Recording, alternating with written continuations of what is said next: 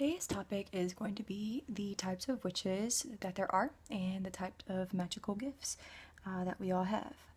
So I'm just going to jump into the first.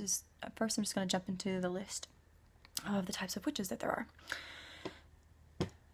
I'll note that you can be more than one type of witch, and you can associate with more than just one type of magical power. First type of witch is a solitary witch. This is a witch that is not self-assigned to any type of coven. It is the type of witch I used to be before I joined a coven. It's just a solitary practitioner. The next type of witch is a shamanic witch. This type of witch is a witch that centers around a lot of her magical focus around Reiki healing, or just healing in general. So a shamanic witch or shamanic witch will focus a lot of their intent and their magical prowess around healing the human body and healing the human spirit. And the way that they heal the human body is through herbs and Reiki, and the way that they heal the physical. Oh shit! I'm sorry. I just got home and I'm fucking starving. It's just something that's in the microwave. Anyway, sorry. So a shaman will focus their intention around healing the human body.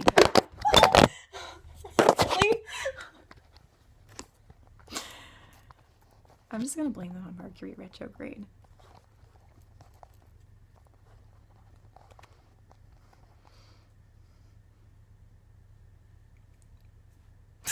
Okay, sorry.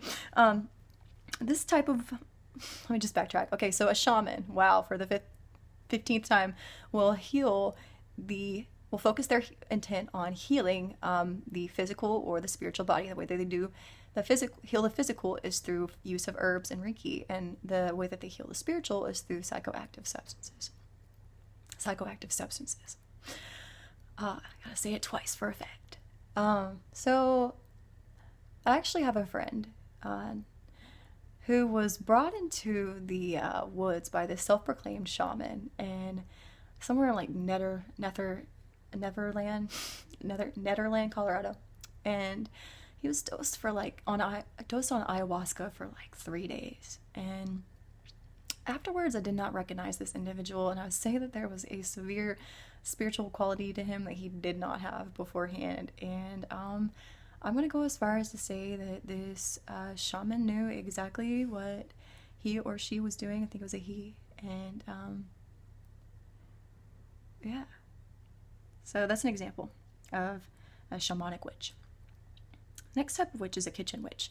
This is a witch that uses sigils and is concerned and focuses a lot of their magic around the home front. They'll cast protection spells for the home. Oh my god.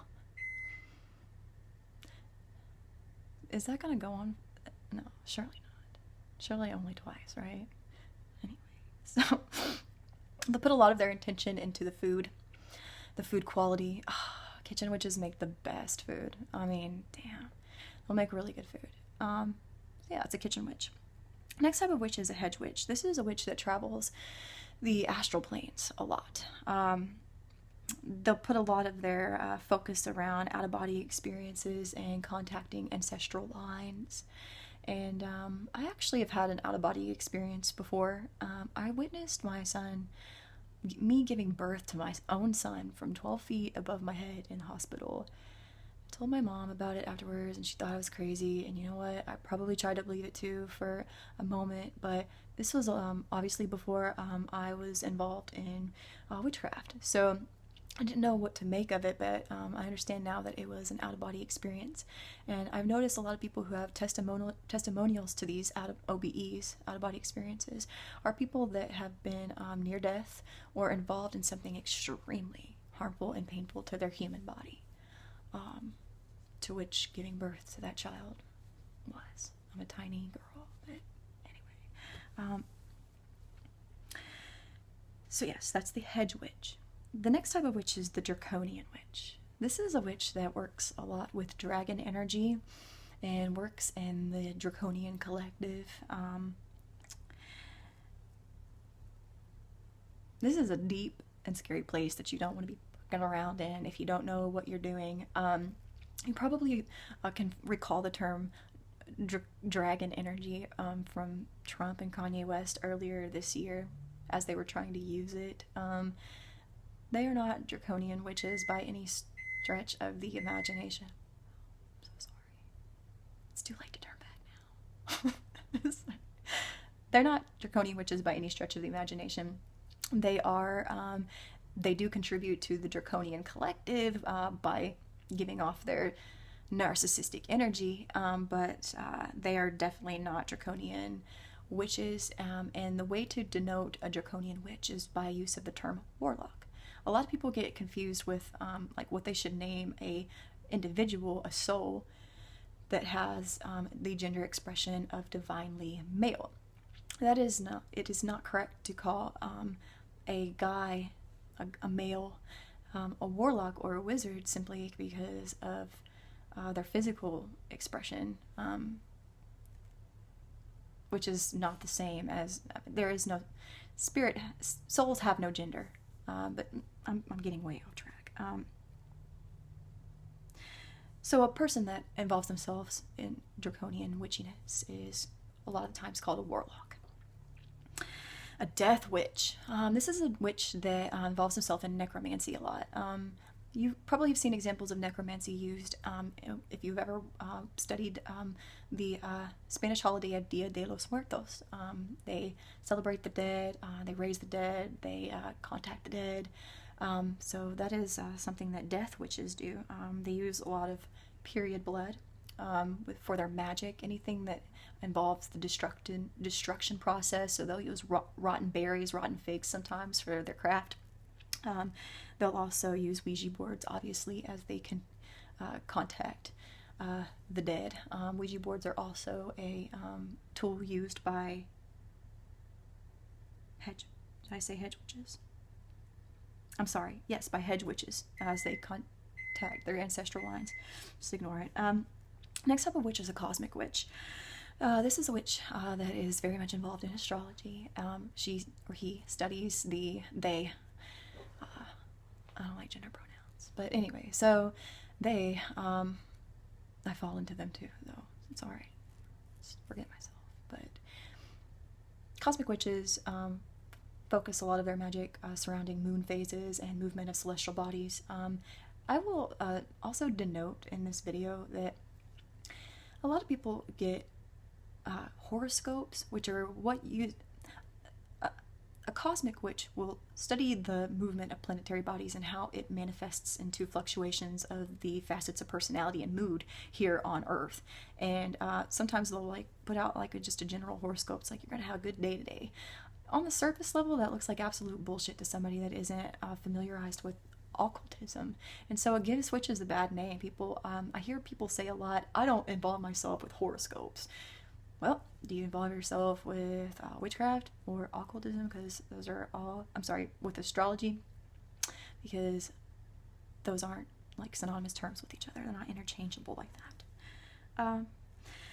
Druidic witch. That is the type of witch that dwells in the mountains. A lot of the Celtic tribes were involved in Druidism.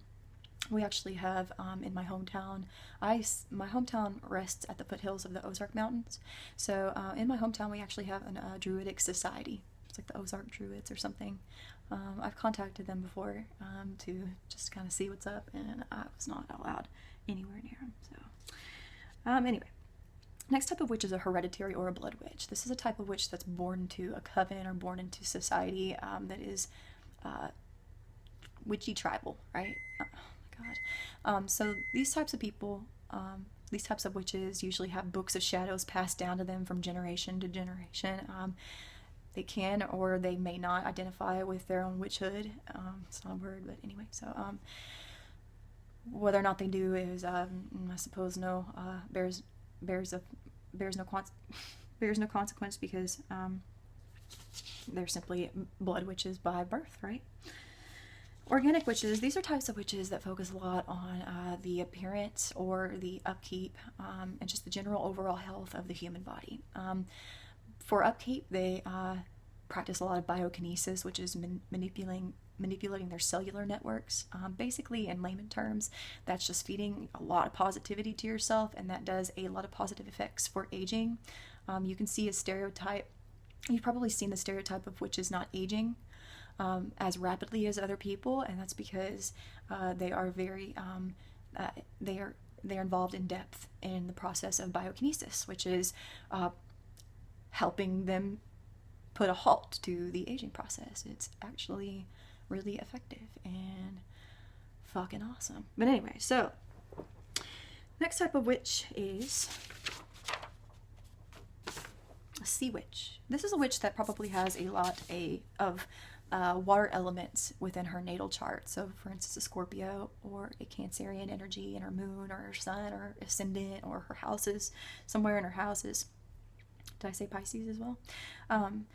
So this is a witch that surrounds herself with a lot of water and uses water primarily in her magic. Next type of witch is a fairy or a green witch. This is a witch that spends a lot of time with raw earth material and raw earth energy. She'll collect a lot of crystals. She likes to spend time in the forests and recognizes fairy spirit within the trees and within the earth and stuff. So that's kind of why the name Green Witch is also known as Fairy Witch. A tech witch. So sometimes if witches are born in an urban sprawl, they're at somewhat of a disposition, because a lot of witchcraft is just recognizing the patterns of nature as they correspond to the pentagram, etc. And when you're within an urban sprawl, you don't really have access to as much of nature as you kind of need to. Like with my coven, I'll go deep into Madison, or I'll go deep into the woods to conduct, to get grounding, to create a vortex, to get all of the elements at once. You can't really do that if you're within like New York City or something. So the way that these tech witches get around this is they'll download moon apps on their phone, or they'll just put a lot of their magic into their technology, which is still extremely effective. So yeah. The types of spiritual gifts or magical powers, if you will, that witches have. First one to note is telepathy. There are two different kinds of telepathy. The first type is the type where a partner or a friend or somebody that you've been around for a long time is started to notice and patternize the output of your brainwaves. Let me explain how this works. So, as you input visual stimuli from your outside surroundings, you are coding specifically for one item at a time, a certain pattern of binary. It's invisible, it's spiritual. You're encoding data into your brain, and when you output it, it comes out in a specific code respective to what was put into it. When you're around somebody for a really long time, people start to notice patterns. Just notice. It's not a cognitive thing that they pick up on. They don't recognize they're doing it. But people that are around people for a long time are able to patternize and feel the distinction made from these brain waves and understand the object or the thing that's going on in the person's brain. It's really interesting. The other type of telepathy is centered around the concept of twin flames. So real briefly, because I actually am going to get into a different video about twin flames and soulmates at a different time. A soulmate is a person that travels with your soul group over different physical incarnations or lifetimes. In one lifetime, they can be your brother, they can be your lover. In another lifetime, a twin flame is one soul that at one point in time rose to such a high frequency that it is split into two. One is a divine masculine expression and one is a divine feminine expression. And this is essentially one soul with two physical incarnations, and they have the ability to they have telepathy with each other because they are essentially the same person and they share the same consciousness. It's really kind of cool. Sorcery. This is the next magical power. So, sorcery. A lot of times you'll see enchantresses operating with a mode of sorcery, right? Enchantresses are a form of witch, I suppose you can call it a type of witch. They beguiles men. That uses her amped up divine energy combined with maybe her looks or something to beguile men into falling in love with her and doing anything she wants. Remote viewing. Remote viewing, you may have seen the movie The Men Who Stare at Goats, where the concept of that movie, this is so bad, I'm almost done though, so. The concept of that movie is centered around a person or a military group that is actually, at the very end of that movie, they conclude the movie by saying everything in this movie is true. So if you want to get an idea of how our military, the American military, used to operate, we used to use these psychic magical powers that I'm talking about here in this conversation. They had a special military ops psi group designated for these types of things, but one of the concepts of magical powers that are used in that movie are remote viewing. And that is essentially, if you can go back to my previous video, where people are able to tap into the fourth dimension, the astral plane, the ethereal plane, the fourth dimension, the Akashic records, it's all the same thing, the ether, right? People are able to tap into the ether and witness things happening through the all-seeing eye. The all-seeing eye is everybody's combined vision, perception of all the things that have ever happened on Earth, ever are happening, or ever will. So some people are actually able to tap into the all-seeing eye and see shit. And Edgar Cayce is the most notable remote viewer of maybe the 1800s or so. I wouldn't call that our generation really, but anyway, so he was able to help families find their missing kids by remote viewing. Got something in my eye, just great. Remote viewing into, I don't have much sunlight left, so remote viewing into specific situations to see what happened to children that were kidnapped, etc. Moving on. His name was Edgar Cayce, if you'd like to look him up. Pretty much the founder of my fascination. Like 13 years ago when I started my spiritual journey, it started with a book on Edgar Cayce, but anyway. Intuition. That's self-explanatory. Clairaudience, I actually went over in my last video. I went over all the clair shares, clairvoyance, clairaudience, and clairsentience. But while reviewing that video, I noticed that I didn't talk about, I did mention Tyler's Tarot and how it was my favorite example for how clairaudience is used within tarot readings, within divination. But I forgot to mention that the reason why it's my favorite is sometimes when he's giving a reading, the ether will give him audio clips from songs, and you're able to sometimes when that happens, I'll go and I'll look up the song during that tarot reading, and it will like 100% apply to the situation, like to a T. It's insane, provided that reading was for me, because sometimes you know, he often gives general readings, which is the readings for the collective, so some things will resonate and some things won't. Some people are given the gift of premonition. I've had a lot of premonitions in my life. In the current mode, you can have access within your current capacity to visions of the past, and that's deja vu. And in your current capacity, you can have access to visions of the future, which is a premonition. Premonition is a reverse deja vu, or deja vu is a reverse premonition, right? That's a spiritual gift, magical gift, power that some people have. In my next video, I will talk about all of the, I've halfway laid out